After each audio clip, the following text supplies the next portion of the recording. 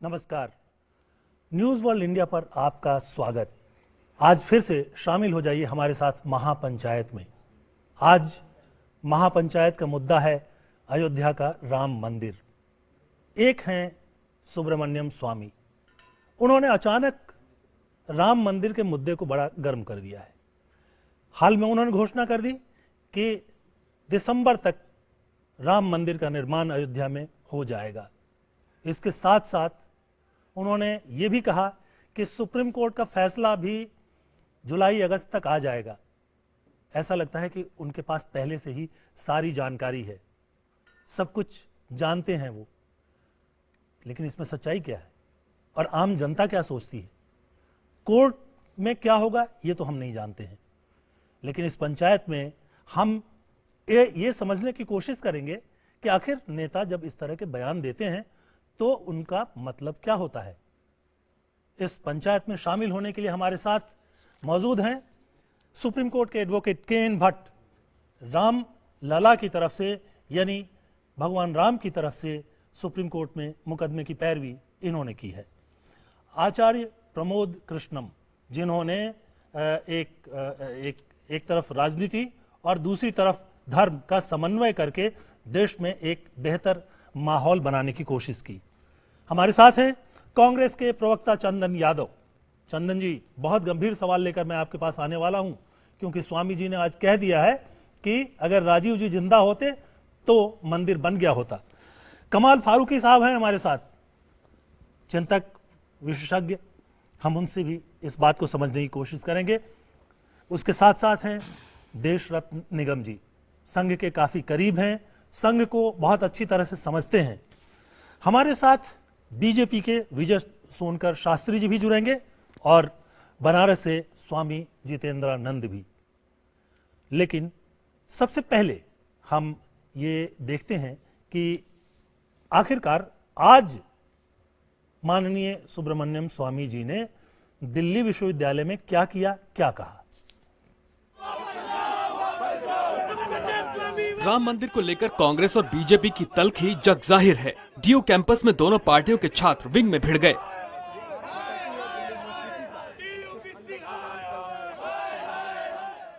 राम मंदिर को लेकर चल रहे सेमिनार का एनएसयूआई के छात्रों ने विरोध किया तो विद्यार्थी परिषद ने भी मोर्चा संभाल लिया। सुब्रमण्यम स्वामी का एक प्रोग्राम है जो आर्ट फैकल्टी में, जो एनएसयूआई के कार्यकर्ता इसका विरोध कर रहे हैं। आप देख सकते हैं कि किस तरह से उनके विरोध में ये लोग नारे लगाए जा रहे हैं कि सुब्रमण्यम स्वामी जो वापस आए और ये विद्या का मंदिर है, यहाँ पर इस तरह के काम न करें। बाहर हंगामा बरपा रहा तो सेमिनार में पहुंचे बीजेपी नेता सुब्रमण्यम स्वामी ने राम मंदिर पर एक नई थ्योरी दे दी। सोनिया गांधी तो पक्का क्रिश्चियन है। 1989 के चुनाव में उन्होंने फैजाबाद से भाषण दिया कि राम राज्य होना चाहिए हमारी लक्ष्य, और उसी दिशा में बढ़ रहे थे। और यदि दोबारा आते जीतकर और ये लिटे उनकी हत्या नहीं करती तो निश्चित तौर पर वो राम मंदिर बनाते। कांग्रेस ने स्वामी की राय को खारिज किया तो दूसरे स्वामी यानी रामदेव एक विवादित टिप्पणी के साथ सामने आए। ये एक सर्वविदित सत्य और ऐतिहासिक तथ्य है कि अयोध्या में प्रॉफेट मोहम्मद साहब तो नहीं, राम ही पैदा हुए थे। The danger that they will utilize the upcoming UP elections next year to polarize the votes on a communal basis. मंदिर पर सेमिनार का आयोजन अरुंधति वशिष्ठ अनुसंधान पीठ ने किया, जिसके अध्यक्ष सुब्रमण्यम स्वामी हैं। कार्यक्रम तय होने के साथ ही छात्रों के एक धड़े ने इसका विरोध शुरू कर दिया था।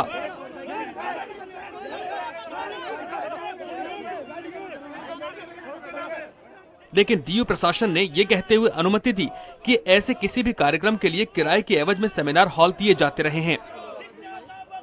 यहाँ पे सांप्रदायिक दंगा करवाने की जो राजनीति है, मंदिर मस्जिद का जो झगड़ा है, उसको कैंपस में लाने की जो कोशिश है, हम उसका पुरजोर विरोध करते हैं। शिक्षा के नाम पे राजनीति और धर्म और सांप्रदायिकता के नाम पे तो बिल्कुल नहीं। बाकी और मुद्दे हैं जिन पे बीजेपी को काम करना चाहिए, जो बिल्कुल नहीं कर रहे हैं। कॉलेजों में आप सीट बढ़ाने की बात करिए, आप यहाँ पे कॉलेज बढ़ाने की बात करिए, ना कि यहाँ पे संप्रदाय फैलाने की बात करिए। इससे स्टूडेंट को क्या शिक्षा मिलेगी। Amar Singh, news world India, Delhi. मंदिर का मुद्दा पहुंच गया है दिल्ली विश्वविद्यालय तक और इसको गर्म किया है बड़बोले नेता सुब्रमण्यम स्वामी ने, जो आर्थिक चिंतक भी हैं और उसके साथ साथ राजनीति में अलग तरह की धारा का प्रतिनिधित्व करते हैं। आज जो उन्होंने कहा उसमें सबसे महत्वपूर्ण बात यह थी कि अगर राजीव गांधी प्रधानमंत्री होते तो अब तक राम मंदिर बन गया होता। साथ साथ उन्होंने ये भी कहा कि सोनिया जी ईसाई हैं और इसलिए मंदिर का निर्माण नहीं हो पा रहा है। आचार्य प्रमोद कृष्णम, आपका तो संबंध थोड़ा कांग्रेस से भी रहा है, आचार्य भी हैं आप, राजीव जी को भी आप जानते रहे हैं, उस समय भी राजनीति में थे। क्या सचमुच मंदिर बन गया होता?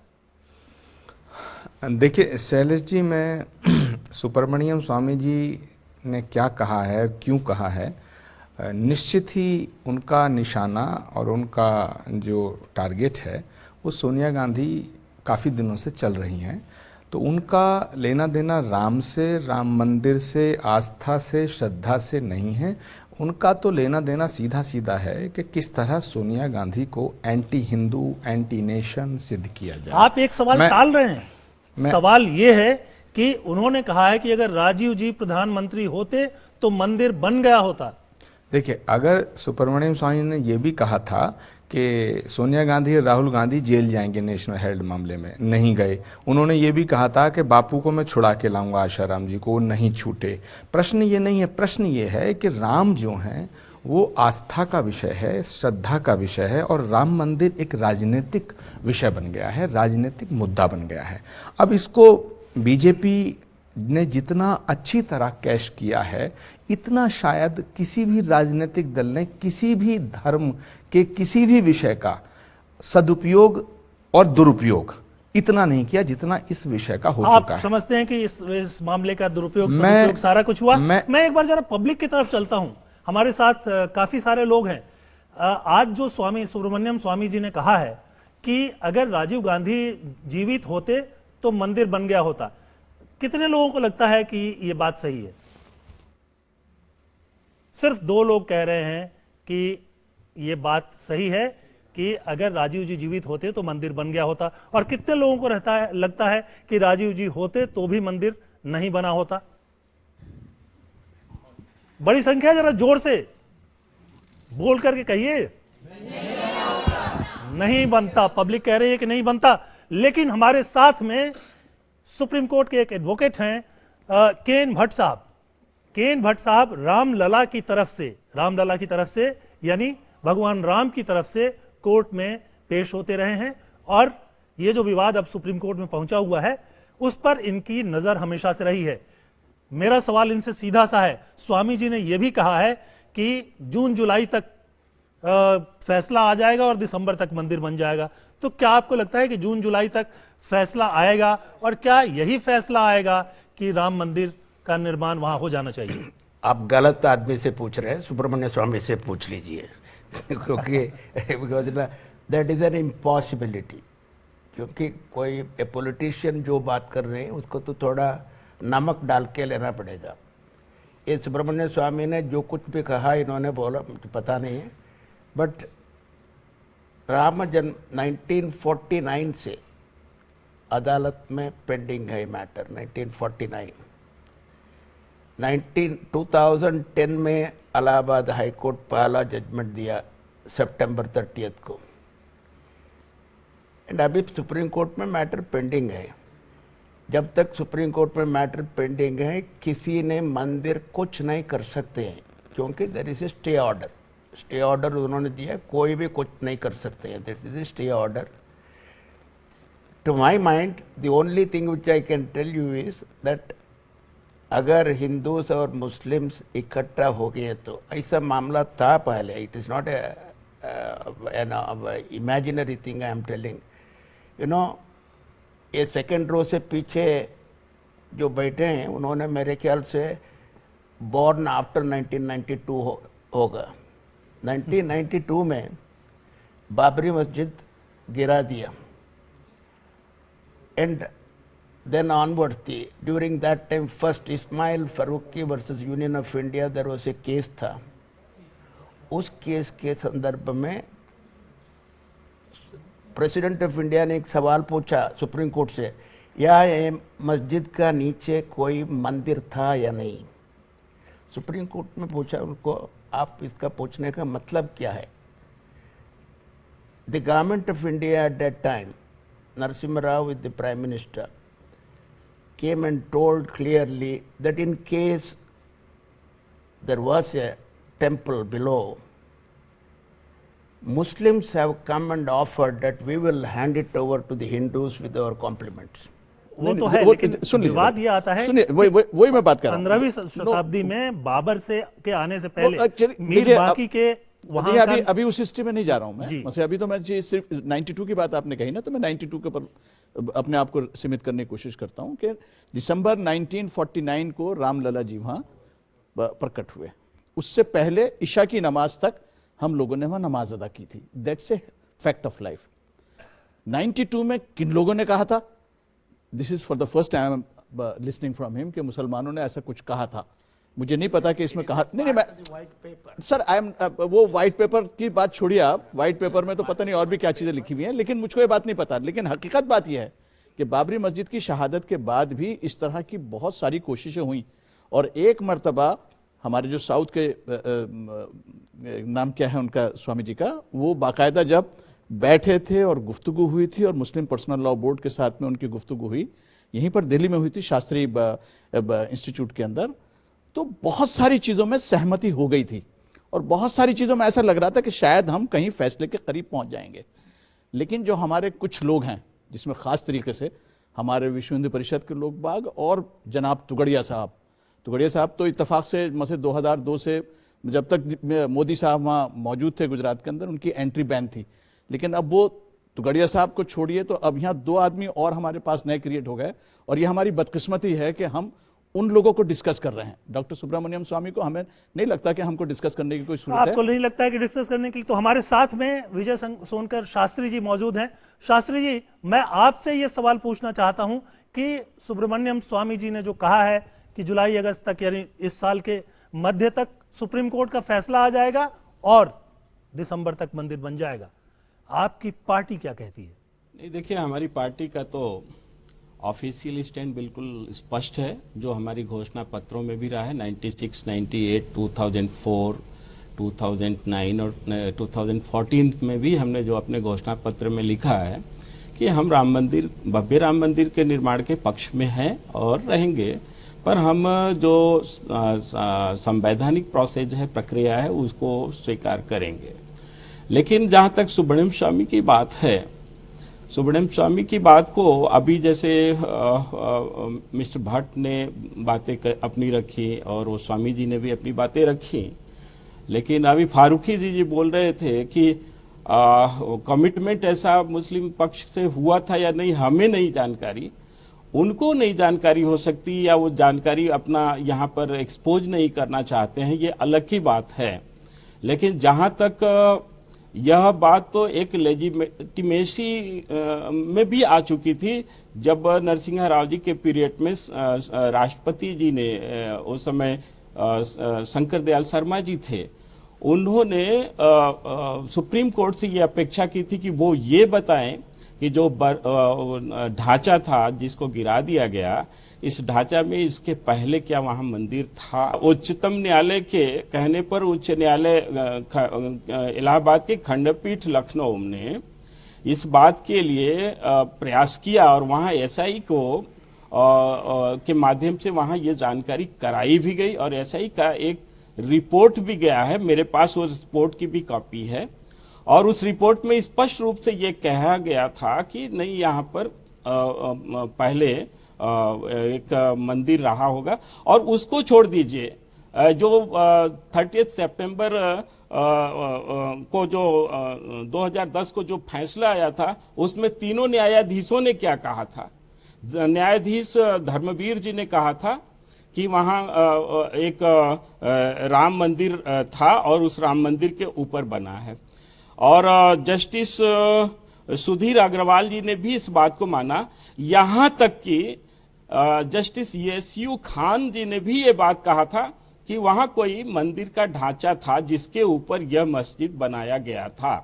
ये तीनों जजों ने अपने जिस पर जो अभी उच्चतम न्यायालय में पेंडिंग है उस फैसले में कहा है। तो इसको फारूकी जी नहीं माने या कोई नहीं माने तो ये हम तो उनको कुछ कह नहीं सकते, लेकिन नियम कानून से देश चलता है, सिस्टम से देश चलता है, देश किसी के कहने से नहीं चलता, देश सुब्रमण्यम स्वामी के कहने से नहीं चलेगा, बल्कि देश तो नियम कानून से चलेगा। और भारतीय जनता पार्टी संवैधानिक प्रक्रियाओं में पूरा भरोसा करती है। फारूकी साहब, आपने एक बहुत महत्वपूर्ण बात की थी अभी, हमारे और भी मेहमान हैं, मैं उनके पास जाऊंगा। ये आपने कहा कि एक बार ऐसी स्थिति आई कि लगभग समझौता हो चुका था, तो हम ये जानना चाहेंगे कि किस मुद्दे पर ये देखिए वो जो बात मुझे बाकायदा मुस्लिम पर्सनल लॉ बोर्ड के डेलीगेशंस के साथ में और हमारे स्वामी जी के चिंतन जी के साथ में बातचीत हुई थी, लेकिन जब वो 30 जून को उसका कुछ डिस्कशन फाइनल शेप में लेने वाले थे, तो उससे पहले ही 26 और 25 तारीख के अंदर उनके स्वामी जी के खिलाफ इतना बड़ा मुहिम चलाई गई और उनको तरह तरह की बातें की गई, तो वो उससे विड्रॉ कर गए और उन्होंने कहा कि मैं इसके बाद आज के बाद इसके ऊपर कोई डिस्कशन करने के लिए तैयार नहीं है, हम उस चीज़ को बिल्कुल नहीं डिस्कस करना चाहते, क्योंकि वो चीज़ें कभी पब्लिक में आई भी नहीं है। लेकिन सवाल यहाँ ये पैदा होता है, आपने जो फारूकी साहब कहा, हमारे साथ जुड़े हुए हैं आचार्य जितेंद्रानंद वाराणसी से। मैं जरा एक बार आचार्य जी आपसे पूछना चाहूंगा कि ये जो बातचीत आखिरी दौर तक पहुंच चुकी थी, कहां तक पहुंची थी, क्या समझौता होने वाला था और क्यों वो बातें बीच में ही रह गई? देखिए, ऐसे व्यक्ति से स्वयं मैं उस आंदोलन का एक हिस्सा भी रहा, उम्र बहुत छोटी थी, लेकिन पूज्यपाठ शंकराचार्य कांची जयेंद्र सरस्वती जी के नेतृत्व में पूरी बातें चल रही थी और पीवी नरसिंह राव जी प्रधानमंत्री थे। नरसिंह राव साहब ने जो बात कही थी राष्ट्रपति के माध्यम से, सुप्रीम कोर्ट, हाई कोर्ट की बातें जो आई हैं कि क्या उस ढांचे के नीचे कोई मंदिर था, जिसको मस्जिद कहा गया, उसके नीचे कोई मंदिर था और मंदिर तोड़ के मस्जिद बनी थी। इस बात पे सहमति बन गई थी कि हाँ, वो जो स्थान है उस समय तक अगर आपको ध्यान में हो तो वहाँ पे 62.8 एकड़ जमीन का अधिग्रहण किया जा चुका था। उत्तर प्रदेश सरकार, केंद्र सरकार, उसमें 2.6 एकड़ राम जन्मभूमि, बाबरी मस्जिद जिसको आप कहेंगे, अलग अलग पक्ष के लोग, तो उसका अधिग्रहण था और आसपास की सारी जमीनें लगभग 62 एकड़ का अधिग्रहण तत्कालीन केंद्रीय सरकार ने करवाया था। और इसमें यह तय था इंटरनल तौर से, मुस्लिम समाज मान गया था। मुस्लिम समाज की जो आपत्ति थी वो आपत्ति सिर्फ विश्व हिंदू परिषद के नेतृत्व को लेकर के थी। क्लियर कट बात यही थी कि विश्व हिंदू परिषद के नेतृत्व को लेकर थी। उनका कहना था कि इन लोगों ने ढांचा तोड़ा है इनके नेतृत्व को।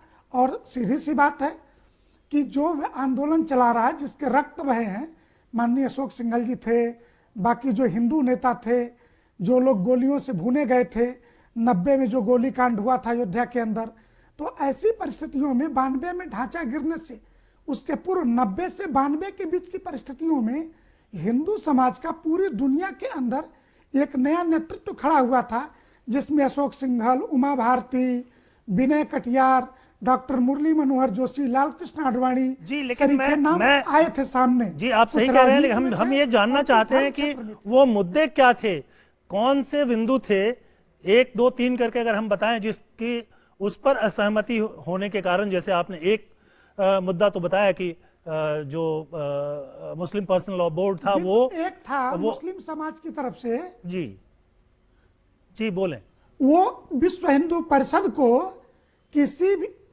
आप सुने कि बिंदु क्रमांक 1 ये था कि मुस्लिम पर्सनल लॉ बोर्ड और मुस्लिम समाज के प्रतिनिधि वो विश्व हिंदू परिषद के नेतृत्व को, अथवा कि ये मंदिर तो बने लेकिन राम जन्मभूमि न्यास न बनाए, जिसके अध्यक्ष रामचंद्र दास परमहंस जी हैं। और विश्व हिंदू परिषद का ये मानना था कि हमने रामशिलाओं के पूजन से लेके प्रस्तावित श्री राम मंदिर के नक्शे पे जो धन एकत्र किया, जो शिलाएं और जो वहाँ पे कार्य चल रहे हैं, ये सारा कार्य हिंदू समाज के एकत्रीकरण का जो हमने किया, जिसके कारण यह प्रेशर बना है। लेकिन तो मैं एक सवाल और यहाँ पूछना चाहूंगा एक सवाल और पूछना चाहूंगा कि आखिरकार वो इस बात के लिए क्या मुस्लिम पर्सनल लॉ बोर्ड इस बात के लिए तैयार हो गया था कि अगर कि वो जो जमीन है विवादास्पद, वो जमीन राम जन्मभूमि के लिए दे देंगे? इतना ही नहीं, मैं आपको एक और बात बता दूं बड़े जिम्मेदारी से कि पूजनीय रज्जू भैया राष्ट्रीय स्वयंसेवक संघ के सरसंघ चालक थे 90 में, और उस समय बीपी सिंह प्रधानमंत्री थे। जॉर्ज फर्नांडिस साहब यह प्रस्ताव लेकर के केशव कुंज गए थे कि जो मंदिर वाली जो उस समय बाबरी मस्जिद, जिसको मुस्लिम समाज मानता है कि ये जो ढांचा खड़ा है इसके अंदर मूर्ति है, इसको तोड़े नहीं, इसके चारों तरफ से मंदिर का निर्माण कर ले। यह प्रस्ताव था और यह प्रस्ताव बीपी सिंह की गवर्नमेंट लेके गई थी। सरकारी कागजों में ये सारे प्रस्तावों की कॉपियां होंगी। अगर जो लोग कह रहे हैं पहला मुस्लिम मेरे एक सवाल का थोड़ी सफाई से आप जवाब दे दें कि क्या मुस्लिम पर्सनल लॉ बोर्ड जो विवादास्पद जमीन है, जो कोई 3.25 एकड़ ही है, बहुत छोटी सी जमीन है, आपने सही बताया कि वहां 62 एकड़ और एक्वायर कर चुकी है सरकार, लेकिन क्या वो 3.25 एकड़ जमीन मुस्लिम उस पर्सनल लॉ बोर्ड उस पर से अपना दावा या मुसलमानों की तरफ से दावा छोड़ने के लिए तैयार हो गया था और राम मंदिर को उस हिस्से में भी बनने देने के लिए तैयार हो गया था? वो पूरी तौर से तैयार हो गया था, और तैयारी ही नहीं थी, बस उनकी शर्त यह थी कि ये जो ढांचा है जिसको बाबरी मस्जिद कहते हैं, इसको ना गिराया जाए। और अगर आपको ध्यान में हो तो उसी कालखंड में अटल बिहारी वाजपेयी जी का संसद के अंदर एक दिया गया भाषण, दुनिया के 2 देशों के बीच आक्रमण, एक कैथोलिक ईसाइयों का, एक प्रोटेस्टेंट ईसाइयों का देश था, और उस आक्रमण के बाद इनकी चर्च गिरा के उनकी चर्च बनी। ये संसद के ऑन द रिकॉर्ड है। तो ये माना गया कि बाबरी मस्जिद हिंदुओं के गुलामी का प्रतीक है, इसलिए हम इसे स्वीकार नहीं करेंगे। स्वामी जी, हम आएंगे अभी आपके पास में, हम आपके पास आएंगे, लेकिन हमारे साथ देश रत्न निगम जी हैं। निगम जी, संघ को बहुत करीब से आप समझते हैं, संघ को जानते हैं, क्या आपको लगा कभी संघ में इस बात की चर्चा होती है कि मुस्लिम समुदाय जो है उसको बातचीत करके और एक ऐसे मंच पर लाया जा सकता है कि वो वहां पर विवादास्पद जगह जिसको कहते हैं वहां मंदिर के लिए तैयार हो जाए? देखिए, संघ का हमेशा ये विश्वास रहा है कि मामला बातचीत से ही सुलझना चाहिए, और मामला लंबित है सुप्रीम कोर्ट में और उसका फैसला सबको मान्य होगा, और हम हमेशा से इसमें इन्वॉल्व रहे हैं, और मुस्लिम पर्सनल लॉ बोर्ड, वक्फ बोर्ड, इन सबसे बातचीत ही चली है। ऐसा नहीं है कि बातचीत नहीं हुई है। बातचीत क्यों खत्म हो जाती है, टूटती कहाँ पर है? देखिए, कहीं ना कहीं होता ये है कि लोग राम के नाम से पता नहीं क्यों विशेष वर्ग को क्या परेशानी है। हिंदुओं का ये आस्था का विषय है और भावनाओं का विषय है, और ये वैसे तो कानून से भी परे है, आस्था और भावनाएं कानून से भी परे हैं। अब सुप्रीम कोर्ट इसको किस तरह से डील करेगा, ये बड़ी देखने वाली बात है। तथ्यों पे जाएगा। हाई कोर्ट ने तो तीनों जजों ने यूनानिमस फैसला दे दिया कि मंदिर वहां पर था, लेकिन उन्होंने फैसले में वो ये भी तो कहा कि 3 हिस्से कर दीजिए, एक हिस्सा जो है वो उन्होंने तरीका ढूंढने की कोशिश करी, लेकिन ये तथ्य तो मान लिया, ये फैक्ट एस्टैब्लिश हो गया कि वहां मंदिर था। डीप पेनिट्रेटिंग रडार स्टडीज हैं, आर्कियोलॉजिकल सर्वे का है, संस्कृत लिटरेचर है, इस्लामिक स्कॉलर्स की राइटिंग्स हैं, उनका खुद का कहा हुआ इस्लामिक इस्टेब्लिश किया हुआ इस्लामिक लॉयर्स ने बड़ा क्लियरली, मेरे पास उनकी किताबों के उदाहरण भी मैं अभी आप चाहेंगे तो मैं दे सकता हूं, उन्होंने खुद बोला है कि यहाँ पर मंदिर था। अब आप मानते हैं कि ऐतिहासिक दस्तावेज और रिसर्च के दस्तावेज इस तरह के हैं कि हम ये साबित होता है कि वहां मंदिर था? दर्शकों के बीच चलते हैं, आपके पास कोई सवाल है क्या? जी, मुझे ये नहीं समझ में आता, जब चुनाव आते हैं तभी राम मंदिर का मुद्दा क्यों उठता है? क्योंकि अगर ये कोर्ट में मामला जो लंबित है तो हमें कोर्ट की सम्मान करना चाहिए। कोर्ट जो डिसीजन देगा वो जनता के हित में, सभी के हित में देगा। विजय शंकर शास्त्री जी, मुझे लगता है, विजय सोनकर शास्त्री जी, लगता है मुझे कि इस सवाल का जवाब आपको देना चाहिए कि जब चुनाव आने लगता है और उत्तर प्रदेश में चुनाव करीब आ रहा है और इस वक्त जो है फिर आपकी पार्टी के समर्थक और कुछ लोग जो हैं वो कहीं ना कहीं से राम मंदिर के मुद्दे को गर्म करने की कोशिश कर रहे हैं? देखिए, मैं इस बात से तो सहमत नहीं हूं कि जब जब चुनाव आता है तो ये मुद्दे हम लोग जानबूझ करके उठाते हैं, क्योंकि 2013 में कोई चुनाव नहीं था, लेकिन हमारे पार्टी के उस समय तत्कालीन अध्यक्ष राजनाथ सिंह जी ने कुंभ के मेले में इस बात को उठाया था। तो उस समय देश में कोई चुनाव नहीं होने वाला था, लेकिन फिर भी मैं व्यक्तिगत रूप से इस बात से सहमत हूं कि जब चुनाव आए तो जरूर ऐसे मुद्दे प्रमुखता के साथ उठने चाहिए। ये मेरा व्यक्तिगत राय है, मैं यहाँ पर ये स्पेशली कोट कर रहा हूँ। क्यों ऐसा होना चाहिए, इसका जवाब ये है कि देश में सत्ता परिवर्तन होता है, और ये जो आज वर्तमान समय में राम मंदिर तो है, वहां छोटा ही है, टाट में ही है, भव्य राम मंदिर के निर्माण की बात है, तो ये कम से कम कोई संस्था नहीं कर सकती है, कम से कम कोई मनमाना नहीं कर सकता है। ये अगर होगा तो सरकार के सहमति से होगा, संविधान के अनुसार होगा, और सरकार बनाने या उसके परिवर्तन का जो समय होता है वो चुनाव ही होता है। इसलिए एक गलत भ्रम पैदा किया जाता है कि चुनाव के समय में इस मुद्दे को नहीं उठाना चाहिए, जबकि मेरे ख्याल से यह सबसे हाई टाइम होना चाहिए जब चुनाव हो, चुनाव के समय ही होना चाहिए।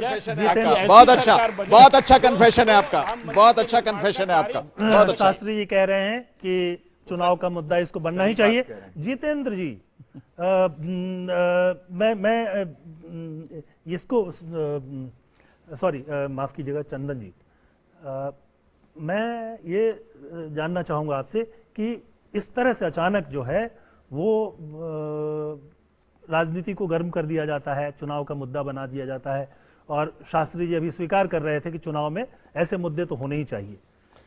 देखिए, समस्या ये है कि संघ परिवार या गिरोह कह लीजिए बोलेगी कि वो संविधान में विश्वास करेगी। मेरे ख्याल से आपको शब्दों का चयन ठीक से करना नहीं, चाहिए। बोलते हैं शब्दों का चयन कांग्रेस पार्टी बहुत ही सोच समझ के करती है। आपत्तिजनक भाषा का प्रयोग ना करें। आप सब पार्लियामेंट्री है, सब जनता जानती है, मुझे बोलने दीजिए। आप जब बोले थे नहीं रहो। देखिए, समस्या ये है कि जो संघ परिवार कहती है उसमें उनके कथनी और करने में बहुत फासला। कहेंगे देश संविधान से चलेगा, लेकिन अनाउंस करेंगे कि हम मंदिर बनाएंगे जब मामला कोर्ट में लंबित है। देखिए, ये रंग देख के ढंग बदलते हैं। चुनाव आते ही ठीक कहा हमारे साथी ने, ये सब मामला आता है, इनको राम से कोई आस्था का विषय नहीं है। इनके लिए राम शब्द का इन्होंने इतना दुरुपयोग किया है, इतना इन्होंने इसको बदनाम किया है। मैं तो ये कहूँगा कि इनका ना आस्था में धर्म से लेकर के अच्छी धर्म की अच्छी बात हो तो भारतीय जनता पार्टी को, इसके आरएसएस के लोगों को इससे कोई मतलब नहीं। धर्म के नाम पर लोगों को कैसे लड़ाया जाए, धर्म को कैसे मिसयूज किया जाए। अरे राम राज्य का क्या मतलब होता है? राम राज्य का मतलब होता है कि लोग दाल खा पाए, किसान आत्महत्या ना करे, युवाओं को रोजगार मिले। राम राज्य का तो ये मतलब होता है। आप तो मतलब का धर्म को मिसयूज कर दिया है, जनता को गुमराह कर दिया है। आप देखिए, ऐसे नहीं चलेगा देश की राजनीति। आपके हिसाब से गुमराह किया जा रहा है। मैं जरा हमारे साथ सही कहा फारूकी साहब ने कि आप कैसे व्यक्ति के बयान पर चला रहे हैं। अरे वो तो भारतीय जनता पार्टी का डर्टी ट्रिक्स डिपार्टमेंट चलाता है, उसकी शब्दों उसकी भाषा में क्या वो चलाएंगे। आपकी बात जो है वो पब्लिक के सामने है, पब्लिक से हम उसका रिएक्शन भी लेंगे। आचार्य प्रमोद कृष्णम जी, मुद्दा सबसे महत्वपूर्ण ये है कि दो स्थितियां, एक तो उत्तर प्रदेश में चुनाव आने वाली स्थिति है, और उसके बाद धीरे धीरे 2019 भी आ ही जाएगा, लेकिन जाहिर है कि राजनीतिक मुद्दे को गर्म करने के लिए टाइम चाहिए। और शास्त्री जी तो कह ही रहे हैं कि चुनावी मुद्दा बनना चाहिए क्योंकि ये महत्वपूर्ण मुद्दा है। तो आपको लगता है कि ये मुद्दा जो है राजनीति में रहना चाहिए? देखिए शैलेश जी, आपको बधाई कि इतनी संजीदगी से इस पे बहस हो रही है, वरना तो लोग टीआरपी के चक्कर में तू में लड़ाई करा के टेलीविजन बहस समाप्त कर देते हैं। इसमें दो बातें हैं। पहली बात है कि राम आस्था का विषय है। आस्था तर्क की मोहताज नहीं होती है। अगर इस देश की कोई भी अदालत ये कह दे कि वहां राम मंदिर नहीं बनना चाहिए तो मैं आई एम सॉरी टू से, ये संघ के हमारे भाई बैठे हैं, बीजेपी वाले भी बैठे हैं, इनको भी छोड़ दीजिएगा। इस देश का हर हिंदू ये चाहता है कि राम मंदिर बने। अच्छा, मुझे आचार्य जी, मुझे एक सवाल, ठीक है, मुझे let me complete. Shailesh ji, अब बात हो रही है, मैंने किसी को इंटरप्ट नहीं किया, मैं बड़े प्यार से सुन रहा था, लेकिन मेरी बात, अब मुद्दा ये है कि अब राम मंदिर बनना तो चाहिए, लेकिन क्या मुसलमानों के दिलों को दुखा करके, उनकी बेइज्जती करके, उनकी फीलिंग्स को ठुकरा करके, या ताकत के बल पे बनना चाहिए, या सहमति से बनना चाहिए? सहमति से राम मंदिर आज भी बन सकता है। हिंदुस्तान के मुसलमान, अभी समाजवादी पार्टी के नेता का मैं बयान सुन रहा था, बुक्कल नवाब साहब का, कि मैं मुकुट दूंगा, राम मंदिर बनना चाहिए, और 10 लाख रुपए दूंगा। हिंदुस्तान के ऐसे बहुत से मुसलमान भाई हैं जो ये चाहते हैं कि राम मंदिर बने, लेकिन दिक्कत यह है कि जो भारतीय जनता पार्टी है, सोनका शास्त्री जी इस पर नाराज हो जाएंगे अगर ये बीच में से हट जाएं और इसको संतों को और मुस्लिम उलेमाओं को दे दिया जाए तो ये विषय बिल्कुल सुलझ जाएगा। लेकिन इसे सुलझने नहीं देते। शास्त्री से एक बार अभी पूछ कांग्रेस तो के हमारे चंदन यादव जी बोल रहे कि थे, नहीं? चंदन यादव जी जो बोल रहे थे, मैं चंदन यादव जी को एक बात कहना चाहता हूं कि ये बीजेपी की चाल में फंस रहे हैं। सुब्रमण्यम स्वामी ने दिल्ली यूनिवर्सिटी में प्रोग्राम ऑर्गेनाइज किया, एनएसयूआई और कांग्रेस कह रही है कि ये विषय नहीं होना चाहिए। बीजेपी राम मंदिर बनाना नहीं चाहती, बीजेपी चाहती है कि हिंदुस्तान के हिंदू ये समझ लें कि कांग्रेस एंटी हिंदू है, और उसी चाल में ये सब फंसते जा रहे हैं। इनका मंदिर से मतलब नहीं है, ये मंदिर नहीं बनाएंगे, मंदिर तो हमारी आस्था का केंद्र है। ये इस पे बिल्कुल विजय सोनकर शास्त्री जी सहमत हूं, फायदा होता है, इसलिए जो फायदा होता तो राजनीतिक दल उसको चुनाव में फ्लोट करते हैं, ये अभी फ्लोट करेंगे। तो 2017 जनता से पूछते हैं, 2017 का चुनाव राम की राजनीति में होगा। आप सभी लोगों से एक साथ पूछना चाहता हूं कि क्या आपको लगता है कि बीजेपी जो है वो मंदिर बनाने के लिए गंभीर है और वो मंदिर बनाने की कोशिश कर रही है? जोर से बोलिए। वो मंदिर के ऊपर राजनीति करने की कोशिश कर रही है।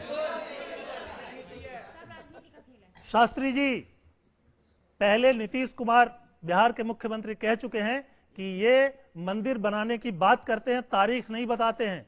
सुब्रमण्यम स्वामी जी ने तो तारीख भी बता दी, और जनता कह रही है, और हमारे साथ यहाँ आचार्य प्रमोद कृष्णम जी हैं, ये भी कह रहे हैं कि आप राम मंदिर के नाम पर राजनीति करना चाहते हैं, मंदिर बनाना नहीं चाहते। देखिए, पहली बात तो मैं ये स्पष्ट कर देना चाहता हूँ कि राम मंदिर बनाने की बात नहीं है। राम मंदिर तो ऑलरेडी वहाँ बन चुका है, छोटा ही है, टाट में ही है, दयनीय स्थिति में ही है, लेकिन वहाँ मंदिर है, विधिवत वहाँ राम की पूजा होती है, और पूजा के अलावा कुछ भी नहीं होता। लेकिन मैं इस बात से जरूर सहमत हूँ कि प्रमोद कृष्ण जी ने जो बातें कही, बीजेपी शायद न बनाना चाहे, ऐसा उनका विचार है, पर आज तक जो भी हुआ है, ये जो 500 सालों के इतिहास में लगभग 76 बार वहाँ पर खूनी संघर्ष हुआ है और हजारों जाने जा चुकी हैं। लेकिन 22 दिसंबर 1949 को जब रामलला का पहला प्रकटीकरण हुआ था परोक्ष रूप से, तो उस समय पंडित जवाहरलाल नेहरू इस देश के प्राइम मिनिस्टर थे, और उन्होंने वहाँ पर उनके कार्यकाल में वहाँ पर बाकायदे गोविंद बल्लभ पंत सीएम थे, तो 145 के तहत कार्रवाई करते हुए वहाँ पर बाकायदे पूजा पाठ स्टार्ट कराया गया था। ये अलग की बात थी कि ताला बंद से ही दर्शन होता था, लेकिन पुजारी 2 टाइम अंदर जाता था। इसके बाद देखा जाए तो 1986 में उसके बाद ताला खुला। हमारा जो सवाल है, बुनियादी सवाल जो है वो यही है कि क्या बीजेपी सचमुच मंदिर का निर्माण करना चाहती है, मंदिर का निर्माण हो जाए ये चाहती है, या फिर सिर्फ राजनीति करना चाहती है? शैलेश भाई, आपको तो पूछना नहीं चाहिए क्योंकि खुद तस्लीम कर चुके हैं। जी जी, आप उन्होंने तो एक्सेप्ट कर लिया भाई, वो तो जी बिल्कुल उन्होंने कर लिया, उन्होंने कह चुके हैं, उससे क्या बात कर रहे हैं? वो बनाना नहीं चाहते, लेकिन कह रहे हैं हम बनाएंगे, और कांग्रेस ने ताले खुलवाए, राजीव गांधी जी ने शिलान्यास कराया। इनकी दुर्भाग्य, हमारा ये दुर्भाग्य है कि ये कहना नहीं चाहते, कह नहीं सकते कि हम बनाना चाहते हैं। देश की राजनीति कितनी विचित्र मोड़ पर आ रही। राम मंदिर का शिलान्यास, राम मंदिर के ताले खुलवाने का काम वाकई राजीव गांधी ने किया। सुब्रमण्यम स्वामी की इस बात से मैं सहमत हूं, नहीं ये सहमत हूं मैं, लेकिन कांग्रेस देखिए ये हमारी जो दर्शक हैं, इनका सवाल भी बहुत महत्वपूर्ण है कि जब ताले खुलवा दिए, जी आप माइक ले लें, 89 में खुलवाए, माइक ले लें, 1 मिनट जी, जब माइक पर ही बोल दें सवाल। जब ताले खुलवा दिए गए, राजीव गांधी ने, जवाहरलाल नेहरू ने, सोनिया गांधी ने, किसी ने भी खुलवाए। जवाहरलाल राजीव गांधी ने 1989 में शिलान्यास कराया। कांग्रेस राज था। कांग्रेस पार्टी का दुर्भाग्य ये है, जब मुद्दा उठाया क्यों नहीं गया? कांग्रेस पार्टी का दुर्भाग्य ये है कि काम इन्होंने किया, श्रेय बीजेपी ले रही है। आप चंदन जी उठाया गया, विरोध क्यों कर रहे हैं? फिर कांग्रेस पार्टी विरोध क्यों कर रही है? चंदन यादव जी बताएंगे। मैं कह रहा हूँ, देखिए, देश ना आरएसएस के विधान से चलेगा, ना किसी और के विधान से चलेगा, देश संविधान से चलेगा। संविधान में ये मामला कोर्ट में लंबित है। अब जो न्यायालय में होगा, न्यायालय जो कहेगी, नहीं उसी समय से हो गया है ना, कोर्ट में मामला लंबित है। डिसीजन जब हो जाएगा, जो न्यायालय, माननीय सर्वोच्च न्यायालय जो डिसीजन देगा, मुझे लगता है तमाम देश की जनता मानेगा। और समस्या वहां पर है कि कुछ लोग, कुछ संस्था धर्म के ठेकेदार बन गए। वो कौन होते हैं? देश की उस धर्म, हर एक व्यक्ति की उनकी आस्था, पर्सनल आस्था है, और आपके हिसाब महात्मा से गांधी से राजनीति में उसका इस्तेमाल नहीं होना चाहिए। मौलाना हम एक बार धार्मिक व्यक्ति कौन हो सकता है? बनारस चलते हैं। धर्म हमारी आस्था है, हमें अपनी तरफ हम एक बार बनारस चलते हैं। जी जी, मैं आता हूँ आपके पास। देश का संविधान डिसाइड करेगा। आप कह रहे हो नहीं, एक मिनट, 80% लोग आस्था पे विश्वास करते हैं। जी बिल्कुल। तो हिंदू हैं, तो विरोध क्यों किया जाता है फिर? विरोध नहीं है मैडम, विरोध है। आप समर्थन भी नहीं करते। नहीं, क्या कहा जा रहा है? मैं नहीं, समर्थन भी क्यों नहीं करते? फिर बनवाइए ना फिर आप। अरे इतने देश में इतने मंदिर बन रहे हैं, बनवाते हैं, एक हम मिनट सब मिलकर बनवाते हैं ना। जब कौन 80% लोग हैं देश में, बहुत सारे मंदिर बन भारत रहे एक हैं। धर्मनिरपेक्ष राज्य है, ये मामला तो कोर्ट यहाँ में पर लंबित क्यों है, नहीं मैं इसलिए कह रहा हूँ। कॉन्स्टिट्यूशन में कुछ अमेंडमेंट करी जाती? मामला कोर्ट में लंबित 80% है। जब यहाँ पर और ये हिंदू रहते contempt of हैं, court होता है, तो मामला कुछ जब कोर्ट ऐसा में बीच लंबित का होता है, रास्ता उसका निकाला फैसले का जाए कि इंतजार कर हिंदुओं लीजिए। की हम तो कांग्रेस आस्थाओं को पार्टी यही किसी कह रही तरीके है। से कोई परेशानी ना कांग्रेस हो। कहती है कि जब कोर्ट का फैसला आए तब करेंगे। बात बीजेपी भी यही कहती है, लेकिन जैसा कि विजय सोनकर शास्त्री जी ने कहा कि कई बार जो बीजेपी है वो चुनाव का मुद्दा भी इसको बना लेती है। शास्त्री जी का कहना है कि ये बिल्कुल सही है, इसमें कुछ भी गड़बड़ नहीं है। स्वामी जितेंद्रानंद जी बनारस से हमारे साथ जुड़े हुए हैं। स्वामी जी, मैं जो ये प्रमोद कृष्णम जी ने, आचार्य जी ने जो मुद्दा उठाया, इस पर आपसे पूछना चाहता हूं कि अगर बीजेपी, विश्व हिंदू परिषद जैसे संगठन हट जाए तो क्या बातचीत के जरिए इसका रास्ता निकल सकता है? आपको लगता है? आपको अतीत अगर याद हो, मैं चंदन जी की एक बात पे कहना चाहूँगा। चंदन जी ने कहा कि देश संविधान से चलता है, मामला कोर्ट में लंबित है। उनको साहबानों का प्रकरण याद होना चाहिए कि सुप्रीम कोर्ट के निर्णय को राजीव गांधी के समय में उसी संसद ने पलट दिया था, ये कहते हुए कि ये धार्मिक विषय है। तो क्या राम जन्मभूमि का विषय धार्मिक नहीं है? और अगर राम जन्मभूमि के सवाल पे सुप्रीम कोर्ट का निर्णय अगर हिंदू हितों के खिलाफ जाएगा तो क्या यह संसद हिंदू हितों के पक्ष में खड़ा होकर फैसला पलट सकती है? एक बात। दूसरी बात कह रहे थे कि राम मंदिर क्या मुसलमानों का दिल दुखा के अथवा संघ परिवार को अलग करके बनाया जा सकता है? मैं एक बात पूछूं प्रमोद जी, बुरा ना मानिएगा। चंद्रा स्वामी, स्वरूपानंद जी, अयोध्या में ज्ञानदास जी को ला करके सोम यज्ञ, अगर ये सारे प्रकरण याद हों तो संघ परिवार को किनारे करने की लगातार कोशिशें कांग्रेस ने अपने शासनकाल में, फिर कुणाल किशोर को पटना से जो आईपीएस हैं उनको इस प्रकरण में, फिर एक बंगाली आईपीएस कोई हैं अभी भी वो धार जी करके हैं, वो भी वार्ताकार बीच के दिनों में बने हुए थे। जितेंद्र जी, मुझे आप आचार्य जितेंद्र जी, मुझे आप ये बताइए कि ये जो भगवान राम का मामला है, ये राजनीति का विषय है या हमारी आस्था का विषय है? अगर ये आस्था का विषय है तो भाजपा कौन होती है हिंदुओं का ठेकेदारी करने वाली? अगर बीजेपी पॉलिटिकल एक्टिविटी अपनी राम को लेकर छोड़ देगी तो इस देश के संत अपने आप डिसाइड कर लेंगे। और मैं दावे के साथ कहता हूं, हिंदुस्तान के उलेमाओं को साथ लेकर के, मौलानाओं को साथ लेके, धर्मगुरुओं को साथ लेके इस मुद्दे का समाधान निकाला जा सकता है। और जहां तक भाजपा के प्रवक्ता की तरह आप बोल रहे हैं, माफ करना, आप लोकसभा में प्रस्ताव क्यों नहीं लाते? लोकसभा में बीजेपी का बहुमत है, लोकसभा में वो प्रस्ताव लाए कि राम का मंदिर बनना चाहिए। राज्यसभा में अगर कांग्रेस विरोध करेगी तो कांग्रेस भुगतेगी। आप लाइए ना प्रस्ताव। आप राजनीतिक रोटियां सेकने की बात करते हैं कि हाथी मरा नहीं अकड़ गया, इधर भी मेरी उधर भी मेरी। ऐसा नहीं चलेगा ना, ऐसा नहीं चलेगा। सुप्रीम कोर्ट का दुर्भाग्य इस बात का है, भगवान राम का काम कांग्रेस ने किया, लेकिन ये ना इधर के है ना उधर के, ना खुदा ही मिला ना विसाले सनम, ना ये हिंदुओं के रहे ना मुसलमानों के रहे। अभी भी उस जाल में फंसते जा रही है कांग्रेस पार्टी पूरी। आप कांग्रेस जाल में फंस रही है स्वामी जी। बयानबाजी कर रहे हैं जी। वैसे भी आप संभल से चुनाव तो लड़ ही चुके नहीं, हैं। अगर कांग्रेस से चुनाव लड़ना, सुनो, बीजेपी से 10 साधु चुनाव लड़े, आप भाजपा की वकालत कर रहे हैं तो आप देवता हो गए। अगर मैं देश भक्ति की बात कर रहा हूँ, देश के हित की बात कर रहा हूँ, तो मैं दानव हो गया, मैं राक्षस हो गया। ये कौन सा तरीका है कि संतों को केवल बीजेपी के पक्ष में रहना चाहिए? आचार्य जी, सॉरी टू से। अपनी बगल में आचार्य जी जरा उनकी बात भी हम सुन लें एक बार सुन तो लें कि वो क्या कहना चाहते हैं।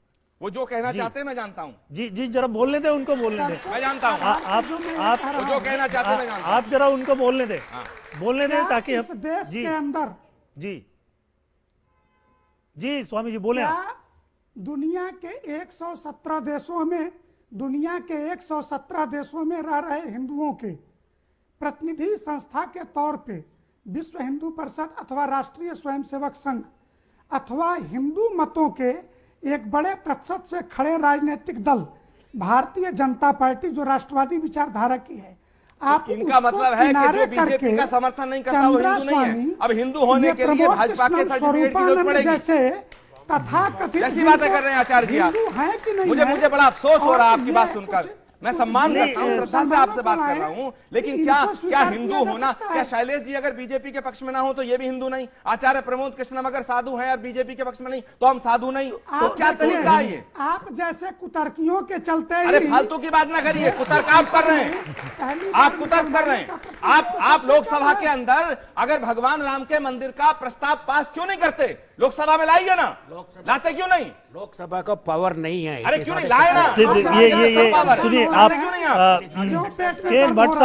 भट्ट साहब एक महत्वपूर्ण बात रखना चाहते हैं कि क्या लोकसभा में बिल ला करके लोकसभा को पावर नहीं है इसको करने का? नहीं, लेकिन ये जो उन्होंने शाहबानों का उदाहरण दिया, शाहबानों का it is on the criminal procedure code जी। ओके, शाहबानों को judgement is under criminal procedure code. There is a prescription that a deserted wife will be about to get some money. According to Shariat, that is not correct. Supreme माफ करना वकील साहब, supreme court की तमाम शक्तियों को छीनने के लिए एनजेसी तो ला सकती है लोकसभा में।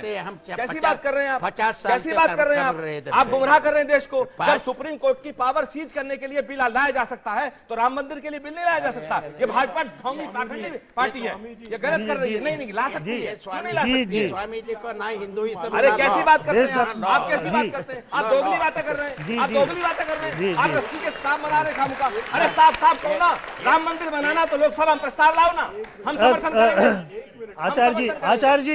आचार्य जी आपकी बातों का जवाब, हम समर्थन करेंगे। आपकी बातों का जवाब दे रहे हैं, आपकी बातों का जवाब दे रहे हैं जी। आप संत हैं, थोड़ा शांत रहिए जी। चलिए नहीं, आप इस मुद्दे पे कहना क्या चाहते हैं? ये जो कह रहे हैं कि आप बिल लाओ, एकदम सही बोल रहे हैं। स्टेट सब्जेक्ट के अंडर में आता है देखिए, और ये स्टेट सब्जेक्ट है। हमारे संविधान में बड़ा पावर्स बड़े डिवाइडेड है। स्टेट के क्या पावर है, लेकिन पहले संघ के लोग और बीजेपी के लोग, बहुत सारे लोग कहते थे कि अगर बहुमत होगा, पिछली सरकार में भी कहते थे कि अगर बहुमत होगा तो हम बिल ला करके इस जमीन को एक्वायर कर लेंगे और मंदिर बनाएंगे। शैलेश जी, अटल जी की जब सरकार 2004 याद करिए, ये कहा था कि अगर हमारा बहुमत होता तो हम बिल लाते जी। ये कहा था। जवाब सुन ले हम जरा। आप सुनिए, ये किसने क्या कहा तब मुझे उसकी अभी देश के सामने जानकारी नहीं है, लेकिन मैं आपको ये साफ बता दूं, हम राम मंदिर नहीं बनाना चाहते, हम वोट लेना चाहते राम के नाम पे, राम के नाम पे वोट लेना चाहते हैं। आप बात करो साहब, झंझट काटो इसका।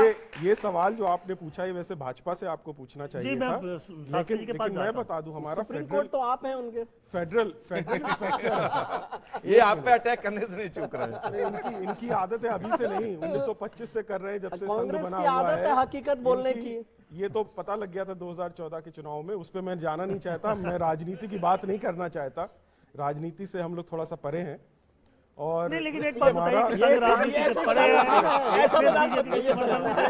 आप सुन तो ले, अनइंटरप्टेड, आप अनइंटरप्टेड बोलने तो दे मुझे। हमारे फेडरल स्ट्रक्चर में स्टेट के पावर्स और सेंटर के पावर्स बड़े अलग अलग हैं, और ये स्टेट का जो लैंड एक्विजिशन वगैरह ये स्टेट का सब्जेक्ट है। लेकिन निगम जी 2004 में कहा तो था कि अगर हमारा बहुमत आएगा तो हम राम मंदिर ये बनाएंगे। भाजपा वालों से पूछिए, ये सवाल पूछना चाहिए। भाजपा वाले आपसे अलग कहाँ है? एक मिनट, आप समझते हैं सर एक बात क्विकली, एक भाई ने बात कही, बहुत अच्छी बात कही कि भाई ये बसे भाजपा से, तो भाई ये बताइए कि भाजपा के सारे मंत्रियों को आप बुला के बाकायदा क्लास क्यों लेते हैं उनको? उनकी क्लास क्यों लेते हैं कि क्या तुमने किया क्या नहीं किया? आप कौन है?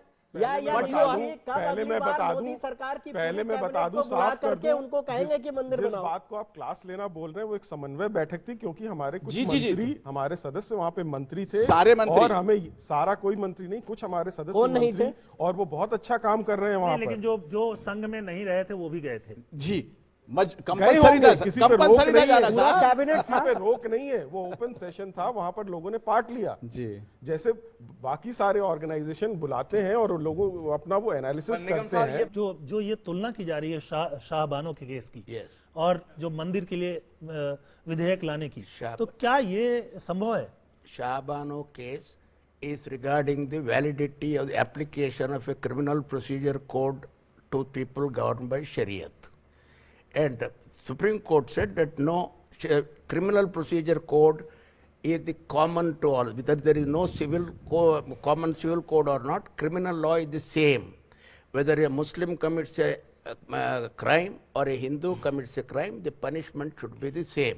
तो बीजेपी कहती तो रही है कि कॉमन सिविल कोड भी होना चाहिए। Your obsession with BJP, forget about it. सरकार बनाने के बाद नहीं कहती है। I am talking about law. पहले कहते कि बहुमत आ जाएगा तब करेंगे। I am talking about law. हटाने को भी कहती थी। Nothing to do with the BJP or Congress. Because I thought that there is some legal subject of the talk. That's why I came, and I am sorry for coming. That's a different thing. This Shahabano case mein, that is all decided, and then the Muslims protested, telling that you can't touch it, and it was reversed. Criminal procedure code was amended as far as the law is concerned. And in this case, whether a temple has to be constructed or not, etc., Parliament, even by 100% majority, if they say something, implementation will be not, somebody will challenge it in a court telling that you don't have the power, and it will go. That's all that I am telling, nothing more than that. Technical बात है शिलेश भाई, एक technical बात, आपकी बात से पूरी तरह से एग्री करते हुए अब आप ये बतलाइए हम लोग डिस्कस क्या कर रहे हैं? नहीं, ये तो बात तय हो चुकी ना कि भाई देखिए आप और हम सब लोग जो है कॉन्स्टिट्यूशन से बंधे हुए हैं और ये मैटर सुप्रीम कोर्ट के अंदर है। हाँ। और सुप्रीम कोर्ट का फाइनल डिसीजन होगा। और मुझे ऐसा लगता है हर आदमी ने, सिवाय बीजेपी के, बीजेपी तो बेचारी उसको मुद्दा बनाने के लिए उन्होंने कन्फेशन कर दिया, तो मैं उसकी तो बात ही नहीं करता, लेकिन बाकी और जितने भी सेंसिबल लोग हैं वो ये बात कहते हैं, और मुसलमान तो खास तरीके से इस बात को कहते हैं कि फाइनल ऑर्डर सुप्रीम कोर्ट का हमको एक्सेप्टेबल होगा।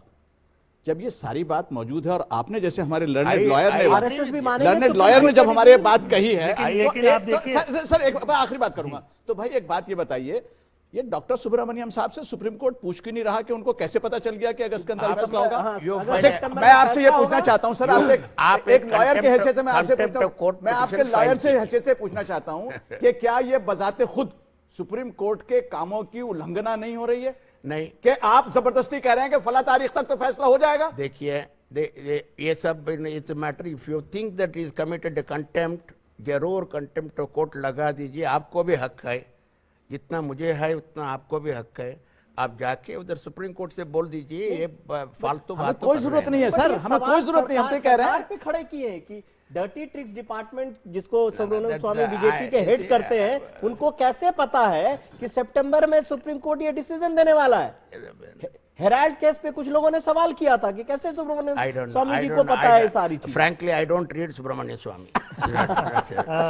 लेकिन शैलेश जी, मैं ऐसा मानता हूं कि सुप्रीम कोर्ट के निर्णय का सबको इंतजार करना चाहिए, लेकिन जो सुब्रमण्यम स्वामी कह रहे हैं, वो सुब्रमण्यम स्वामी जी भी जो देश को बताना चाहते हैं, वो ये बताना चाहते हैं कि सुप्रीम कोर्ट से भी वो थोड़े से ऊपर हैं। एक काम, one matter which I want to say that Supreme Court में it may be pending, but what 1994 Faruqi Saab said that he doesn't remember anybody else. It is recorded in the judgment of the Supreme Court that this is the representation of the government telling that because why you are going into this question is because some leaders of Muslims and organizations came and told that if indeed there was a Hindu religious structure, we will personally hand over this particular thing. And so on that direction, talks can be held even before the Supreme Court decides, because personally I believe that a defeat or success in a court creates bitterness.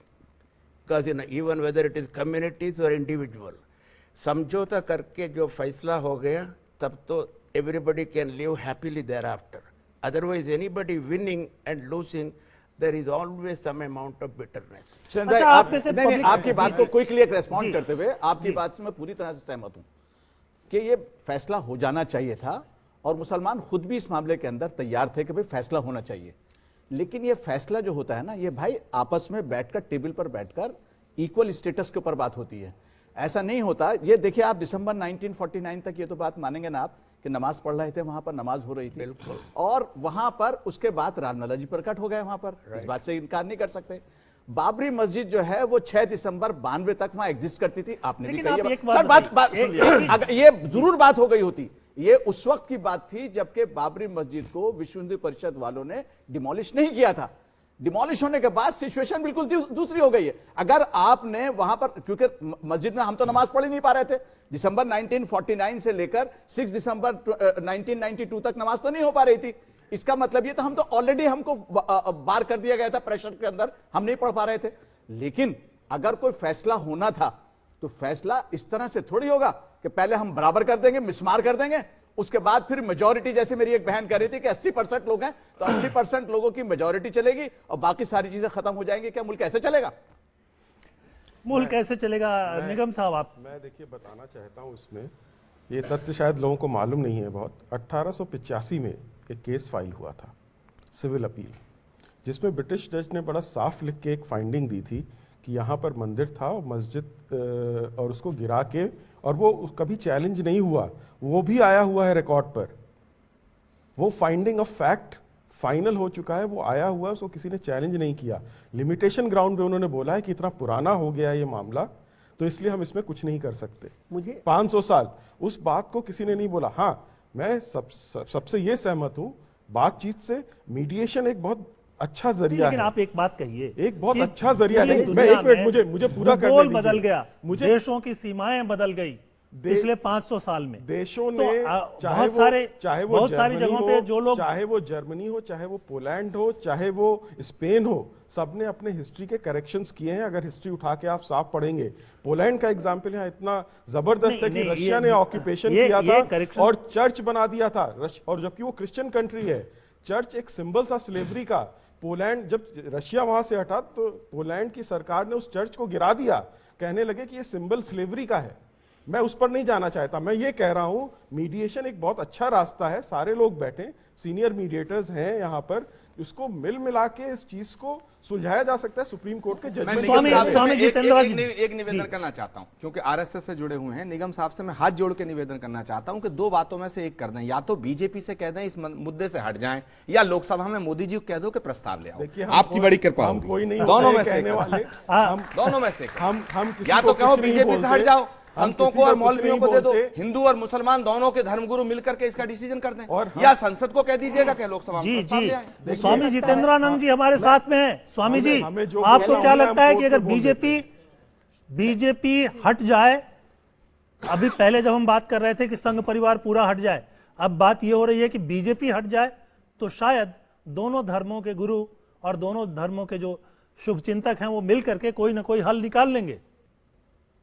आप एक बात बताइए कि राम जन्मभूमि की जो जमीन है वर्तमान कानूनी स्थिति में निर्मोही अखाड़े की है, आप उसको धर्मगुरु नहीं मानेंगे, तथा कथित धर्म गुरुओं को लाके खड़ा कर लेंगे। होता रहा है 25 सालों से हो रहा है, और एक महत्वपूर्ण बात आपको कह रहा हूँ कि सुप्रीम कोर्ट का निर्णय आने के बाद भी अगर हिंदुओं के पक्ष में आ जाए तो मुसलमान नहीं मानेंगे, मुसलमानों के पक्ष में आ जाए तो हिंदू नहीं मानेंगे।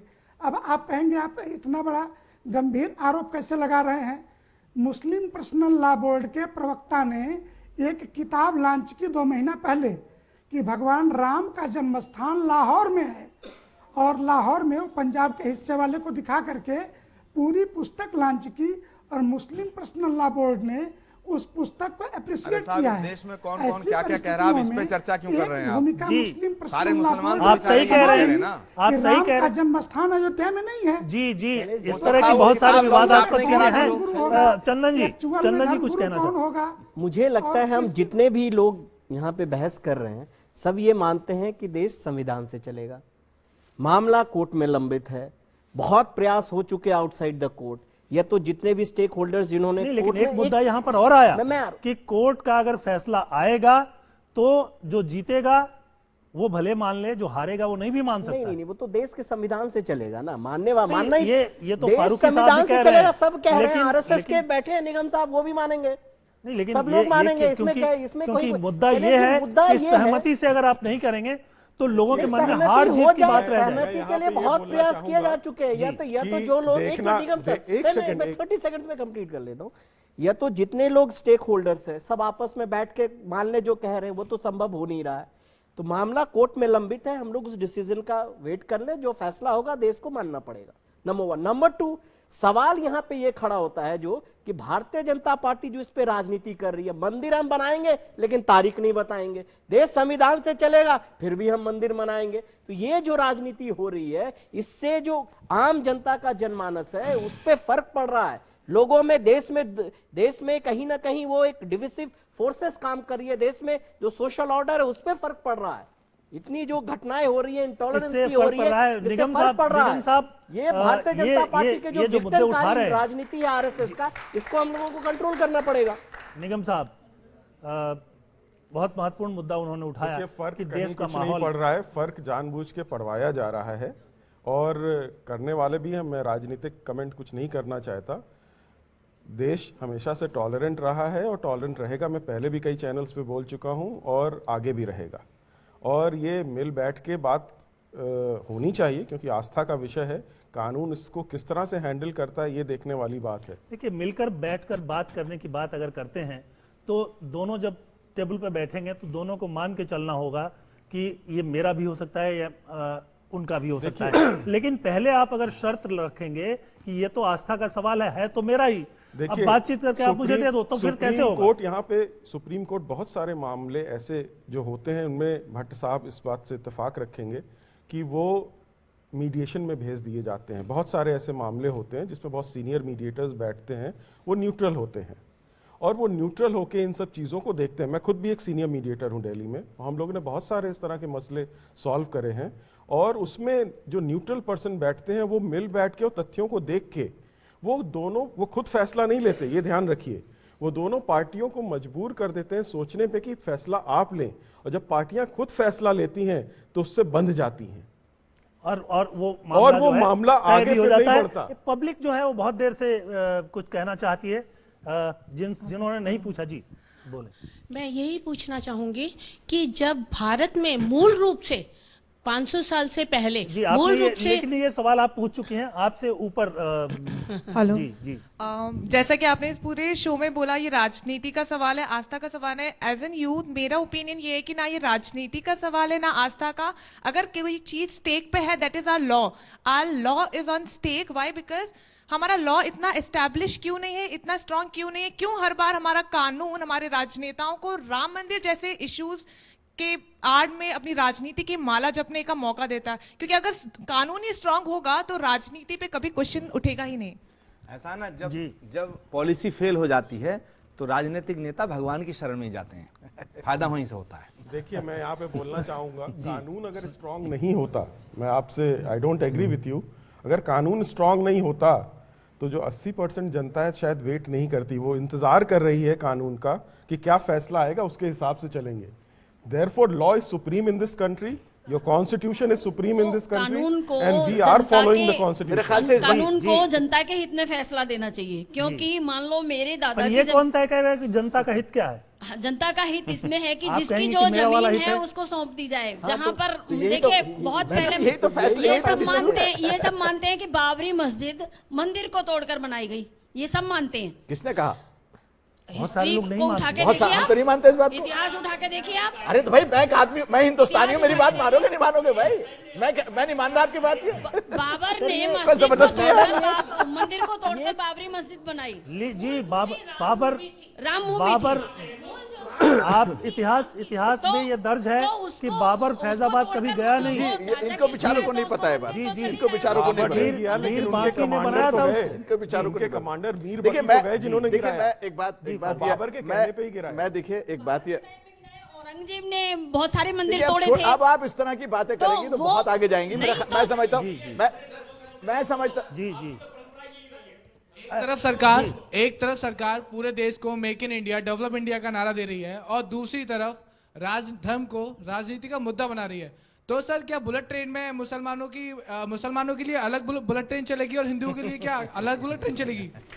जैसे गांधी जी के साथ हुआ था दक्षिण अफ्रीका में। मैं एक आखिरी बात आपसे बहुत अच्छा मैं देखिए एक बात ये कहना चाहूंगा। जब मैं यहाँ बैठा था ना तो मुझे आपके इस बैनर के ऊपर बड़ा गुस्सा आ रहा था कि भाई ये नहीं होना चाहिए।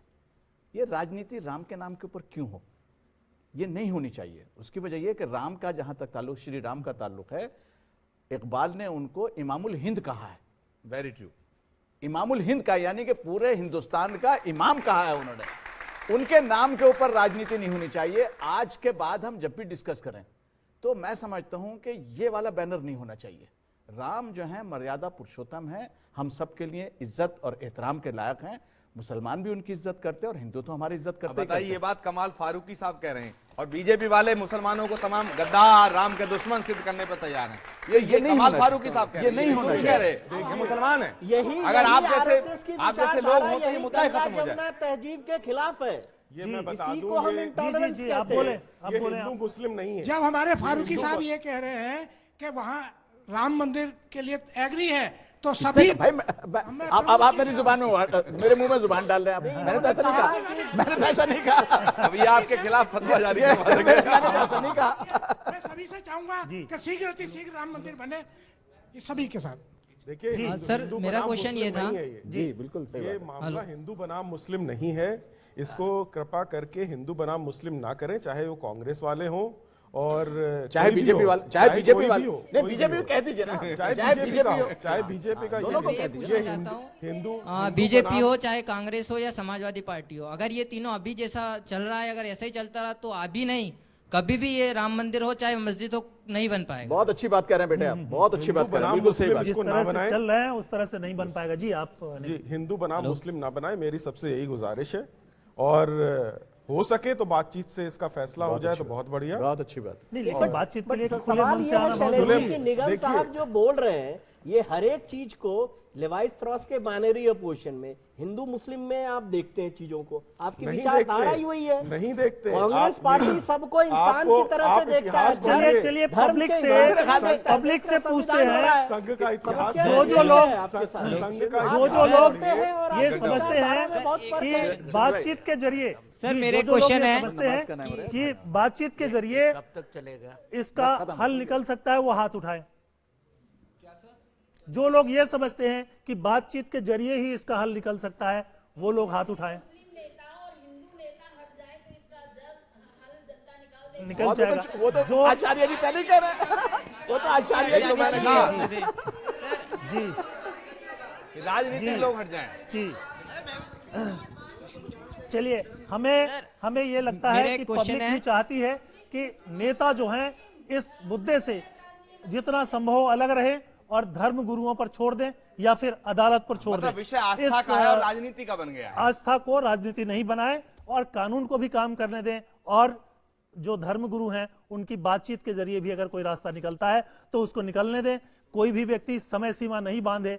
सुप्रीम कोर्ट कब फैसला देगा ये तय नहीं है, थोड़ा लंबा समय लगता है, बहुत सारे मामले पेंडिंग हैं। इस शानदार बहस में शामिल होने के लिए के.एन. भट्ट साहब एडवोकेट, आपको धन्यवाद। आचार्य प्रमोद कृष्णम, चंदन यादव जी, कमाल फारूकी साहब, देश रत्न निगम साहब, विजय सोनकर शास्त्री जी और स्वामी जितेंद्रानंद, सभी लोगों को बहुत बहुत धन्यवाद। और पब्लिक आपका तो उससे भी ज्यादा धन्यवाद। सबसे ऊपर है जनता की अदालत। पब्लिक चाहती है कि राजनीति करने वाले लोग इस मामले से हट जाएं और कोर्ट को काम करने दें और उसके साथ साथ धर्म गुरुओं को, दोनों धर्मों के गुरुओं को मिलकर बैठकर बातचीत करके इस हल को सामने लाने दें।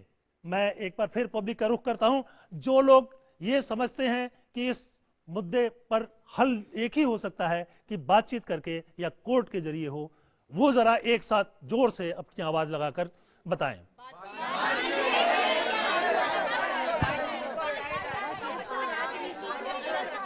अच्छा, कोई ऐसा भी है जिसको लगता है कि संसद में कानून बनाकर या बिना बातचीत किए या कोर्ट को भी अलग छोड़ करके इस मुद्दे का हल हो सकता है?